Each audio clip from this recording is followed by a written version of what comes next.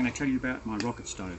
Now I put this pot on and it took about half an hour to get to the boil, probably less than half an hour. So in 20 minutes it's enough for wash up water. This is my wash up water pot. It's a reasonable size. You can see that it was boiling in there. And so that's how that works. Now, as the rocket stove goes, I'll show you how it's put together. You can have a look at this. That's where you put the wood in, and you can also put some in here. And you come over the top and you can see that most of the fire is down the bottom there. And it gets really hot down there. That's where the main combustion is, and it gets really hot, burns the wood efficiently so you don't get much smoke. Now how I made this was just an old one of those rubbish containers you have inside. You push a lever here and it opens up.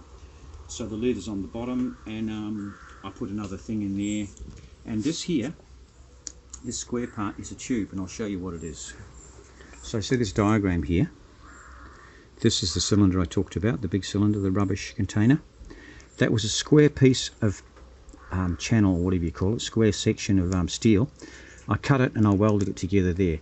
A round one, 6-inch diameter would be better, but that's all I had, so I made it out of that. Now I had to cut holes in the side, and to make it seal properly, I stuffed clay and straw on the bottom there, and then I put some vermiculite, which is that stuff they use in, for growers use it to bulk out the soil.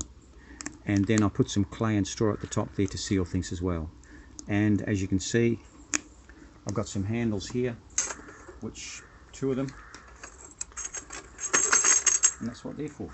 So let's see, and I made a little rack up the top for putting the pots and that sort of thing. That's welded onto this, and it's pretty heavy. It can be lifted quite easily, but it's not light because of the clay. So that's how it works, and it works really efficiently. You've got to keep onto it and keep adding wood. And the drier the wood, the better, that's for sure. Dry wood works really well. Okay, that's about it for the rocket stove.